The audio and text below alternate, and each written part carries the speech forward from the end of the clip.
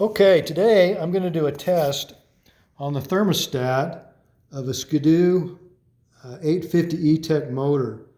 As you can see kind of in the diagram here, that's where the thermostat housing is located. So it's kind of on the right side of the engine, behind the exhaust can. And what it does is it allows, when the engine is cold, the water will flow from the engine and then right back down into the water pump and back into the engine again. And as it heats up, the flow is diverted to the heat exchanger. So if you look here at the specification sheet, it says that the thermostat should start to open at about 99 degrees Fahrenheit, and it should be fully open at 131 degrees Fahrenheit. So I've got the thermostat housing here, and I've got things labeled so that you can kind of see where the coolant should come in and where it should go out. So if you notice, there's 4 inputs for the thermostat housing.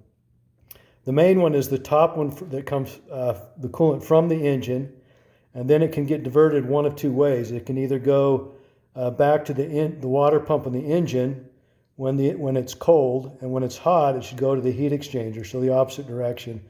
And the other little inlet is just from the coolant tank.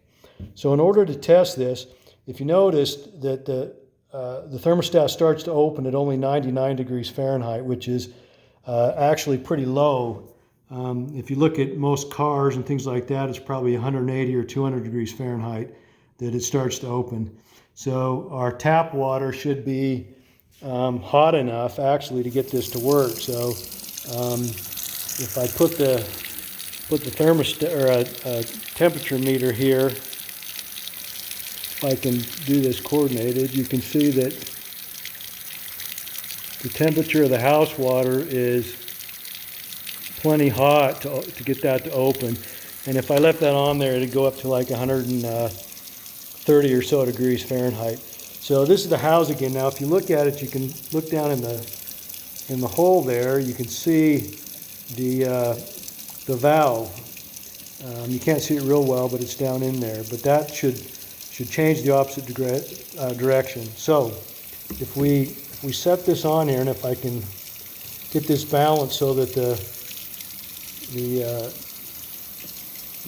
tap water is going into that main hole, we should see that. Okay, so initially the water is coming out of the right-hand side, so that would be flowing back to the engine. That means that it's cold. The engine's cold. Now, as that starts to heat up, if the valve's working, we should see the valve start to change. And now you notice it's starting to get diverted, and it's starting to flow out the left side. And as that continues to heat up, we would expect it to completely shut off if it's working right. So it looks like it's slowly starting to switch over.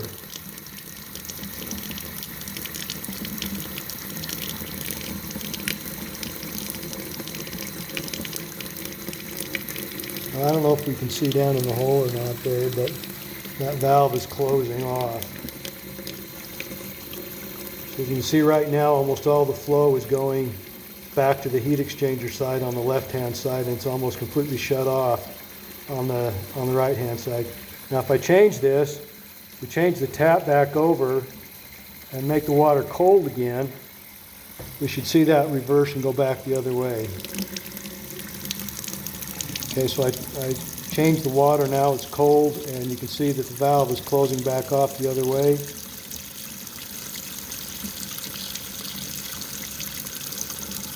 Okay, so it looks to me like the valve is working just fine. So I know that is not the issue with my sled overheating. So hopefully that's helpful. Thanks, and we'll try again later. Bye.